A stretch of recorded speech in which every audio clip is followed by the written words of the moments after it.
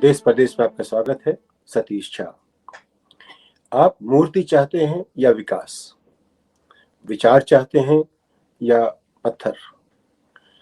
अगर आप देखें पिछले 7.5 साल से देश में एक नई दिशा मिली है कि मूर्ति ऊंची करते जाइए, विचार नीचे करते जाइए। मूर्ति की ऊंचाई से देश की तरक्की को नापना, मूर्ति की ऊंचाई लंबाई चौड़ाई से देश की समझ को आंकना, ये एक नया सिलसिला शुरू हो गया है। और इसकी जो नई पायदान है उसमें आपने देखा होगा, सुना होगा कि अमर ज्योति को बुझा दिया जाएगा एक तरीके से देखें, या जोड़ दिया जाएगा दूसरे तरीके से देखें। बुझाने या जोड़ने के बीच में सत्य क्या है, ये आप सबके बारे सब तक सीमित है, या आपकी राय जो भी हो। लेकिन एक भारत की, आज़ाद भारत की जो सबसे महान उपलब्धि थी, बांग्लादेश की लड़ाई और बांग्लादेश को आज़ाद करने की लड़ाई, उसकी जो अमर ज्योति थी उसको हटाना अपने आप में एक कोई छोटा कदम नहीं है। जो भी गांधी, नेहरू, इंदिरा गांधी परिवार, उनका नाम दे दिया गया है, उन्होंने जो भी किया है उसको किसी न किसी तरह से छोटा करके दिखाने की या उसकी याद खत्म करने की, ये जो बहुत बड़ी कोशिश रही है, ये शायद सबसे बड़ी उपलब्धि होगी नरेंद्र मोदी की। कि विकास तो जो हुआ उसकी बात में करेंगे, लेकिन उन्होंने देश को इस तरह बांट दिया कि गांधी, नेहरू परिवार एक तरफ और बाकी लोग एक तरफ। ऐसा होगा नहीं, लेकिन उन्होंने पूरी कोशिश कर रखी है। हिंदू मुसलमानों को बांटने की कोशिश की, अब देखा आपने कुछ लोग कह रहे सिखों को भी बांटने की कोशिश की, तमाम लोगों को बांटने की कोशिश की। हिंदू महान, बाकी सब उनसे नीचे। तो अब जो एक मूर्ति बन रही है, बनेगी किसकी? सुभाष चंद्र बोस की। वो बहुत बड़े नेता थे, हमें उनमें कई चीजें बहुत अच्छी लगती थी। एक तो बहुत होशियार थे, इतने होशियार थे कि शायद बीजेपी कभी ज्वाइन नहीं करते। आईसीएस में उनको जगह मिली, उन्होंने इस्तीफा दे दिया। उन्होंने अपनी तरह से देखा, सोचा, राष्ट्रपति अध्यक्ष बने भारतीय राष्ट्रीय कांग्रेस के, वो आज़ाद हिंद फौज की स्थापना की, बड़े काम किए। गांधी से विरोध था, उनमें अलग तरह का एक उससे एक करिश्मा कहिए, चमत्कार कहिए, कि लोगों को जोड़ सकते थे। तो एक बड़े कद्दावर नेता थे, बहुत बड़े नेता थे। लेकिन इतिहास वो लोग लिखते हैं जो जीतते हैं, जिनके साथ जीतें जुड़ी होती हैं। तो वो गुजर गए, गांधी को मार दिया गया। अब ये सरकार गांधी के हत्यारों को स्थापित करने की कोशिश कर रही है। ये सबके सामने, हम लोगों की आंखों के सामने सब हो रहा है। लेकिन इस बात को कैसे कहें, कैसे उसमें हम एक कहिए कि बैलेंस, संतुलन लाएं इन बातों में, इस बात के बारे में एक बार सोचना पड़ेगा। नरेंद्र मोदी ने अपने कार्यकाल की घोषणा शुरू की सरदार पटेल की बहुत ऊंची प्रतिमा बनाने से, 185 मीटर, यानी कि 5.5 फुट से ज्यादा की ऊंची लंबी चौड़ी प्रतिमा चीन से बन के आई थी। भारत में बनाने की क्षमता नहीं थी। उसको स्थापित किया, उसमें क्रैक भी पड़ गए, उसको उनकी बड़ी उपलब्धि माना जाता था। अब सुना है कि एक वो तो यूनिटी की तस्वीर बनी, एक इक्वालिटी की बनने वाली अगले महीने कहीं पर, वो भी होगी 210 फुट की प्रतिमा, रामानुजाचार्य की दक्षिण में होगी। इस बीच में सुभाष बोस की जो एक प्रतिमा तो बनेगी, जब बनेगी, वो पहले सोचा नहीं था। पहले सोचते तो शायद अब तक प्रतिमा बन गई होती। 23 जनवरी को उनके 25 सालवीं सालगिरह होगी नेताजी की। उस दिन उनको स्थापना करनी थी। अगर पहले सोचते तो शायद बन गई होती अब तक मूर्ति, तो वो नहीं बनी। तो जहाँ पे अमर जवान ज्योति जल रही थी, वहां पे उसकी स्थापना होगी। और जब तक मूर्ति बन के नहीं आएगी, ग्रेनाइट में बनेगी, तब तक वहां पर एक होलोग्राम, आपको याद होगा नरेंद्र मोदी को होलोग्राम बहुत पसंद है। जब पहला उन्होंने चुनाव जीता था, तब भी वहां भाषण एक जगह करते थे और तमाम जगहों पे उनके होलोग्राम बोला करते थे लोगों को। उस तरह से उन्होंने लोगों को बहुत लुभाया था, प्रभावित किया था कि एक जगह से वो भगवान की तरह हर जगह बोल सकते थे। तो खैर, अब स्थिति यह है कि एकाएक उनका फैसला हुआ कि 125वीं जन्मदिन पर नेताजी की दिल्ली में उनकी मूर्ति की स्थापना की बात की जाएगी, और चूंकि मूर्ति नहीं होगी तो होलोग्राम लगेगा, और इसके लिए अमर जवान ज्योति को वहां से हटा दिया जाएगा। वो कहेंगे कि उसको मर्ज कर दिया गया है, उसको मिला दिया गया है जो दूसरी ज्योति है, जो अमर ज्योति है। तो खैर, इस पे बात हुई सुभाष चंद्र बोस की बेटी से, जो कि रहती हैं जर्मनी में। उन्होंने कहा कि मूर्ति तो ठीक है, मूर्ति तो दिल्ली में और भी हैं, लेकिन उनके विचारों की बात होनी चाहिए थी। उनके विचारों की बात अगर किताबों में होती। मैं ये कहना चाहता हूँ कि जो मैंने सुभाष चंद्र बोस के बारे में पढ़ा, वो अपनी किताबों में ही पढ़ा था, अखबारों में ही पढ़ा था, यहीं अपने बचपन में पढ़ा था। ऐसा नहीं कि उनके विचारों की बात नहीं होती। उनकी चर्चा उनके कद से कहीं ज्यादा होती है मेरे हिसाब से। उनका कद बहुत बड़ा था, लेकिन देश बनाने में बहुत लोग लगते हैं, तमाम लोग बहुत योगदान दिया था। उनका भी योगदान बहुत बड़ा था। किसी को ऊंचा नीचा दिखाने की बात नहीं कर रहा, लेकिन किसी को सिर्फ एक बड़ा करने की बात का मतलब होता है औरों को नीचा दिखाना।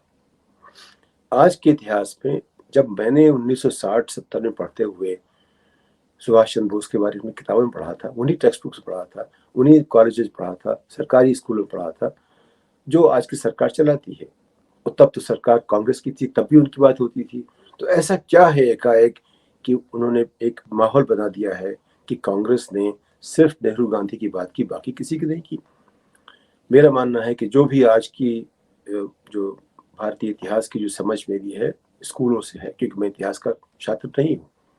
मेरी शिक्षा कुछ फिजिक्स, कुछ गणित, कुछ इकोनॉमिक्स, कुछ स्टैटिस्टिक्स, कुछ इंटरनेशनल अफेयर्स, कुछ लॉ, कुछ गवर्नेंस, कुछ मैनेजमेंट, उन सबको लेके हुई, इतिहास से नहीं हुई। लेकिन जो इतिहास की हमारी समझ है वो नरेंद्र मोदी से कम नहीं है। दो चार शब्द हो सकते हैं, हम ना ज्यादा की बात नहीं कर रहे, लेकिन कम तो नहीं है। तो फिर ऐसा क्या है कि उनको इतिहास की ज्यादा समझ हो गई हमसे, या आपसे, या किसी और से? ऐसा क्या है जो उन्होंने नहीं पढ़ा? इस तरह अगर आप सोचिए तो कहीं लगता है कि ये सब कुछ एक विचारधारा के नाम से, जो पोस्ट ट्रुथ सोसाइटी है, सत्योपरांत जो समाज बनता जा रहा है, जहाँ सत्य का मतलब नहीं है। जो आप कहते हैं, जो दूसरा कहता है, उसके पीछे सत्य क्या है पता करना बड़ा मुश्किल है। अमेरिका में ट्रंप ने यही किया। जब तक ट्रंप राष्ट्रपति नहीं बना था, तब तक मुझे लगता नहीं था कि शायद सत्य को पाना इतना मुश्किल है। आज की तारीख में अमेरिका में सत्य को ढूंढना बहुत मुश्किल हो गया है। तो सच को ढूंढना इतना मुश्किल उसने कर दिया है कि अगर एक आदमी को वॉशिंगटन पोस्ट ने 4 साल में देखा कि उसने 15-16 हजार झूठ बोले, और ये सर्टिफाइड झूठ है, डॉक्यूमेंटेड झूठ है। 4 साल में 16 हजार झूठ बोलना, हर साल 4 हजार झूठ बोलना, यानी रोजाना 10 से ज्यादा झूठ बोलना, कितना आसान काम है। ये ट्रंप ने ऐसा किया। उसके अनुयायी 30% है। ऐसे ही अगर आप झूठ बोलते रहे रोज, तो लोग उसको मानना शुरू कर देते हैं। उस महान परंपरा के अंतर्गत हमारे देश में कुछ ऐसा ही हो रहा है कि झूठ पे झूठ बोलते रहिए, अंत में कुछ ना कुछ लोगों के दिमाग में बैठेगा। 50 साल के जब से भाजपा की स्थापना हुई थी, तब से तमाम जो झूठ बोले जा रहे थे, उसकी परिणति आप देख रहे हैं। कुछ ना कुछ उसका जरूर असर पड़ता होगा। तो खैर, बात यह है कि हमें क्या करना चाहिए। हमें मूर्तियां बनानी चाहिए, 550-600 फुट की पटेल की, या रामानुजाचार्य की 210 फुट की, या सभी जितने हमारे संत मुनि ऋषि हुए हैं सबकी मूर्तियां बनाते रहिए। या लोगों में एक चेतना जगाइए कि ये हमारा जीवन भविष्य भूत के लिए नहीं है, ये भविष्य के लिए है। हमारा काम अगली पीढ़ी के लिए ऐसी जमीन तैयार करना है कि जो मुश्किलें आज तक रही हमारे सामने वो ना हो। ये मुश्किलें बेसिक जीवन की हैं। अभी आज की तारीख में अमेरिका में लोग मानते हैं कि नरेंद्र मोदी ने 100% जो ओपन डेफिकेशन था, जो ओपन शौचालय की बात होती थी खुलेआम, वो बंद कर दिया है। अब गांव जाके देखिए, तथ्य बिल्कुल इससे परे है। तो हम लोग पोस्ट ट्रुथ सोसाइटी, सत्योपरांत समाज में रह रहे हैं, जहाँ सत्य का मतलब ये आप जो देखना चाहें वही है। तो आप जो देखना चाहते हैं, अगर एक नजर देखिए तो गांव में अभी वैसा ही हो रहा है। जो जितने शौचालय बने वो उस लायक नहीं थे कि वो या तो उनका इस्तेमाल हो सकता, या उनका उनका फायदा जिन्होंने उठाना था उठा लिया, जिनको बेचना था बेच चुके हैं। तो सरकारी जितनी भी नियम चीजें होती हैं उनमें ये होता है फायदा कि जो व्यापारी है, जिससे पता है सरकार कैसे चलती है, वो अपना फायदा उठा लेता है। उसका काम हो ना हो, वो चाहे जो चापाकल होता था हैंडपंप लगाने की बात हो, चाहे आपकी जो मनरेगा में जो काम होते हैं उसकी बात हो, चाहे जो भी सरकारी स्कीमें होती हैं, उसमें एक दर्जे का फायदा जरूर होता है, वो है व्यापारी वर्ग। और उसमें कुछ अफसरों की जो लूटपाट चलती रहती है वो होती है। सबसे ज्यादा होता है फायदा नेताओं का। नेताओं को पता होता है कैसे करते हैं। तो भ्रष्टाचार की जड़ जो होते हैं वो नेता होते हैं, उनको सपोर्ट करने वाले अफसरशाह होते हैं। और उसके बाद व्यापारी वर्ग को पता होता है कैसे उसका फायदा उठाया जाए, और बाकी जनता वैसे हमेशा निरीह की तरह चलती रहती है। मूर्ति का सिलसिला भी कुछ ऐसा ही है। खैर, ये तो अब सिंबोलिज्म की बात हुई। ममता बनर्जी को बहुत नाराजगी इस बात से है कि उन्होंने 26 जनवरी को जो एक प्रदर्शनी चलती है, जो झांकी चलती है रिपब्लिक गणतंत्र दिवस पर, उस पर भी सरकार ने नियंत्रण लगा रखा है। ऐसा पहले हर राज्य की झांकी होती थी, उस पर उनका अपना कंट्रोल होता था कि वो तय करेंगे वो क्या झांकी में लेके आएंगे, उसकी एक प्रोसेस रही होगी। अब इस बार 29 झांकियों की एक पेशकश हुई थी, कुल 12 को स्वीकार किया गया है। बंगाल ने कहा कि हम नेताजी की बात करेंगे, तो उनको मना कर दिया गया। ममता जी ने कहा कि उस पर आरोप लगाया, उनको बुरा लगा, कोई उसका मतलब नहीं होता। क्योंकि अब हमारा फेडरलिज्म जो है, जो हमारी फेडरल गवर्नमेंट में जो केंद्र कहे वही सही है। अगली बार मैं आपसे बात करूंगा कि जो आईएएस जो संस्था है, परंपरा है, उसमें किस तरह से फेरबदल हो रही है। वहां भी वही कोशिश है कि सबसे ऊपर वही रहेंगे, जो केंद्र जो कहे वही होगा। तो जो केंद्र कहे वही होगा, केंद्र कहेगा तो अमर जवान ज्योति की जो ज्योति है वो एक दिन में हट जाएगी, एक दिन में मूर्ति बन जाएगी, वो नहीं बनेगी तो होलोग्राम बन जाएगा।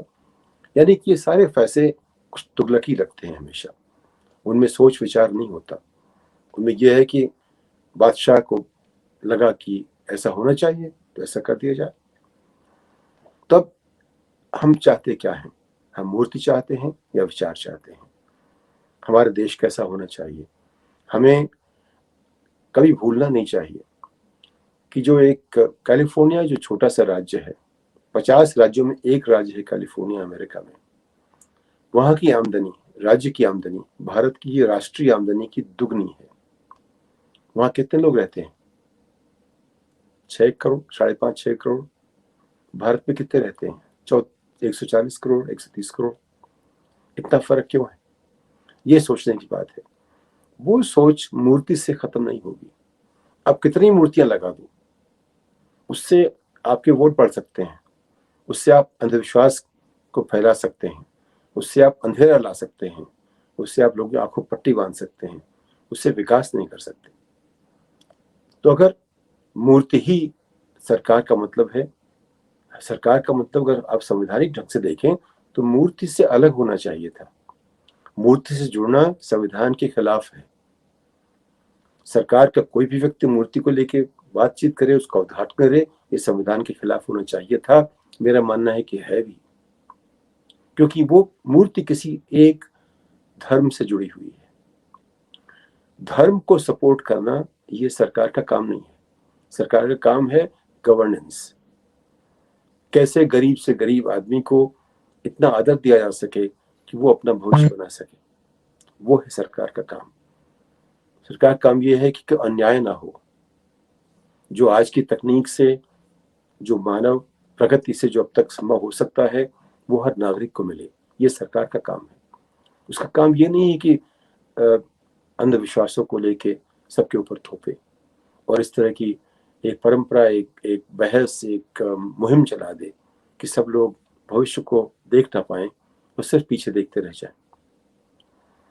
तो ये हमें सोचना पड़ेगा एक प्रबुद्ध समाज की तरह। इसकी चर्चा हर जगह करनी पड़ेगी। अभी लोग चर्चा भी नहीं कर पाते। अभी एक आध टीवी चैनल से इसकी बात की है, वो किसी किसी तरीके से बात करते हैं।